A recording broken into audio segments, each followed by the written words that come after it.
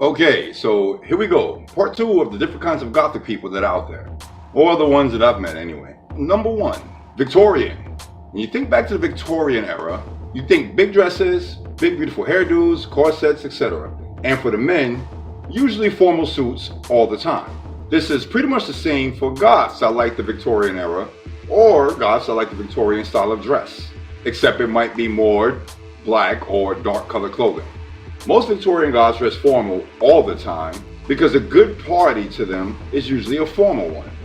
So the suits, top hats, black or white gloves, usually long ones for the women, corsets, long gowns are usually the signs of a traditional Victorian goth. Other traits though might include a love for Victorian literature and knowledge of authors of such literature, pale skin or makeup to make the skin look pale, a love for elegant clothing, long flowing hair, or hair pinned to stay upward, fancy bow or small top hats pinned to the hair. A love for poetry and theater, a love for doll collecting, might have a love for or a collection of various teacups, or always seen drinking from one. Yeah, that sounds about right. Number two, Cybergoths. Okay, now to some stereotypical yet fun stuff. Cybergoths are definitely more into the wild or just out there category of goth people. From the way they dress to the way they act, things they might be into, the music they like, all scream, I'm different. I like this, I like that, I'm into this, I'm into that, and I don't give a shit who knows. They do tend to flock to or enjoy techno or fast-paced music more than other genres, so they're always hyper and more energetic than other goths at a party. But despite being goth, they almost never wear all black outfits. The outfits always seem to have some other colors within it, and some of those colors are usually really bright or neon. Some go as far as literally wearing lights or having certain parts of their clothing always lit up. The makeup of a cybergoth might be a little more exaggerated as well. Vests, boots, usually platform boots, corsets, chokers, all either bright colors or having bright colors in them are typical signs of a cybergoth. Other traits of the cybergoth include gas masks, glowing or neon dread falls in their hair and or goggles, a love for fast-paced or straight techno hardcore music, knowledge of or a collection of different techno and fast-paced music artists, a love for machinery and gadgets or tech in some way, cybergoths. And again, pale skin, makeup, or makeup to make the skin look more pale. Between the goggles and the machinery and gadgets tech part, they almost sound like steampunk goths. Number three, emos. Okay, first let's break down and get some things straight.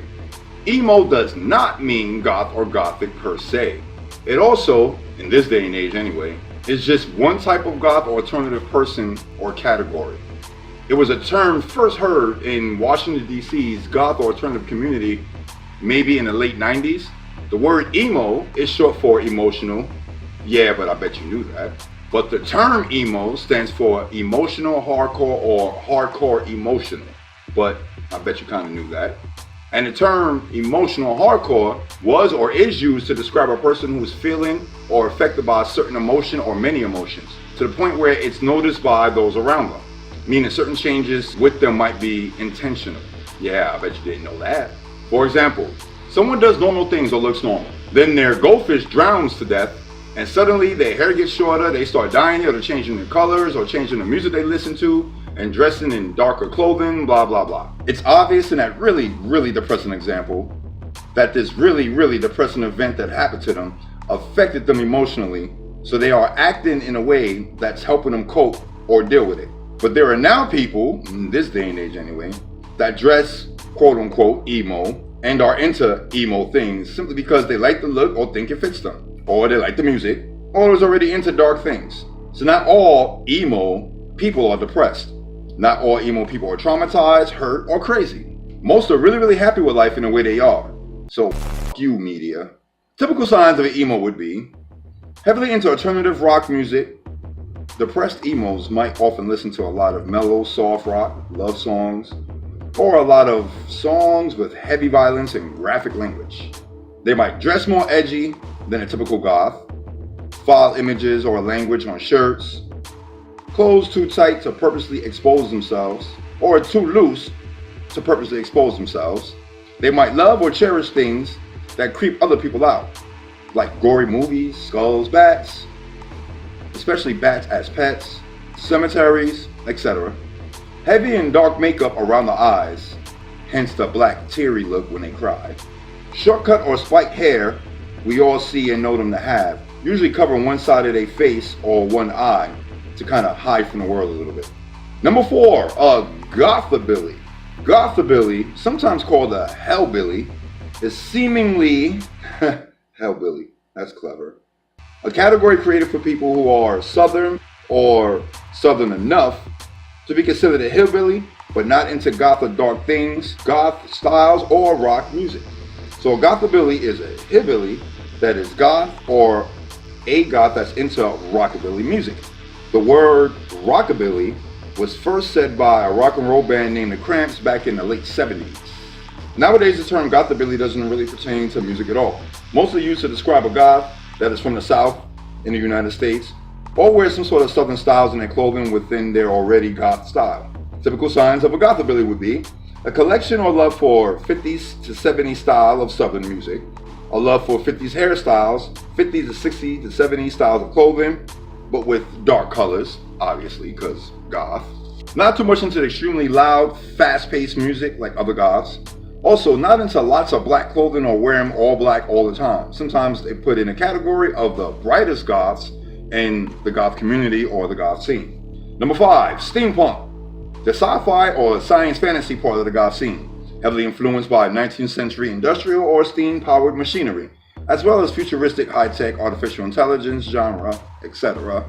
Okay, so 50% typical Victorian era mixed with 50% Cybergoth seems to equal steampunk. Typical signs of a steampunk goth are, just like Victorian goths, they might or they cherish Victorian styles and/or writing and literature, but they might have a love for advanced and sci-fi topics, sci-fi styles, and writing and science fiction.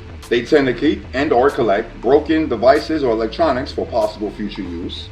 Almost always some kind of piece of metal or metallic objects within their clothing. Metallic goggles, metallic gas masks or breathing apparatuses, due to the idea that factory workers always work in unsanitary conditions, as far as we know. Number 6, the hood goths. Oh, there I go. Okay, finally, we're here. So where do I start? Okay, first, what is a hood goth? It's exactly what it sounds like, but let's break it down. People born and raised in the hood or ghettos that came up doing hood and/or ghetto things, that might still be doing hood and/or ghetto things to survive, whether they're proud of that or not, and also might have grown up on hood music, been in obvious hood and ghetto situations, but are obviously into something that either wouldn't be known or enjoyed in most neighborhoods or even tolerated in most neighborhoods. By neighborhoods, I mean the hood, the ghetto. For example, everyone in the streets mostly listens to hip hop or trap music, or you're with friends that blast reggae and calypso all day. Tomorrow, you're actually paying money to go to a club that only plays industrial or techno music, but you still love the hood. They still love the ghetto. Also, when you're with your friends at special events, you probably dress the same way they do because that's how y'all grew up, and that's probably what you guys know. But your clothes are a bit darker or a little extra makeup here and there, so you also look a little goth because that's what you know. Next, I want to tap on the fact that the term hood goth or ghetto goth isn't really new, but it's now more mainstream because of the wrong reasons. Those being celebrities making the goth lifestyle more known to make them more money or to show that they have style and different types of creativity. And you know what? That's cool. And under normal circumstances, this is great. Except that people have been doing this way before the celebrities been doing it on TV nowadays. Cutting to the chase here, I read online that like 2013 or so, Rihanna, with her beautiful self, started dressing a certain way for photo shoots and a video here and there, and it became her style, and her style became called ghetto goth. Not only did this cause people to believe that she came up with this style, but it started making people dress more and more like this because she's doing it. 2013, the first time I seen ghetto goth on the internet was about 2007. So those that like being hood goth or like the hood goth style because celebrities do it, there's a rock band, not hood or ghetto at all, named Marilyn Manson. Maybe you heard of him? Well known for being and dressing goth. that came out with a version of an old song called Tainted Love, in which the man singing in the damn video, for no real reason at all, was dressed hood goth like a down to wearing gold grills in his mouth. Not to mention the lowrider with the hydraulics that he was driving in the video. And this video came out in 2001. 2001. This 100% predates 2007 and 2013. And this video will always be in my heart because when MTV first world premiered this video, hey, did you know that MTV once stood for music television and only played music videos and music related shows? Never used to play TV shows or have dramas or have sitcoms on it. Did you know that? Anyway, when this video first world premiered, I got a phone call from a friend saying, yo dude, you got that hood goth shit on TV now. This white boy's dressed like a hood goth in this video, like y'all be hanging out on the block or something. And to predate that, the night I went to my third or fourth goth party, I met two Bloods and a Latin King. In this party, this goth party, did they stand out? Yes. But did they look goth? Absolutely.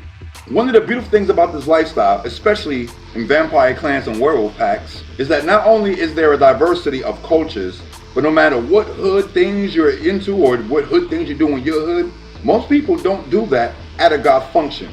This caused a very friendly and loving family vibe and very, very safe environment with everyone from Latin Kings, Crips, Bloods, urban and suburban people, all on the dance floor. Everybody gets together, drinking, dancing, partying, without thinking about any violence or anything the media associates with these gatherings. So yes, hood goths are a thing, a big thing, a main thing, especially if you're me. But it's not a thing that Rihanna or Kanye West or A$AP Rocky or even Marilyn Manson started. Anyway, signs of a hood goth would be a person dressed in a typical urban style of dress, even some name brand clothing but darker colors. They know as much alternative music or rock or techno songs and alternative or rock or techno artists as they do hip hop, R&B or reggae artists.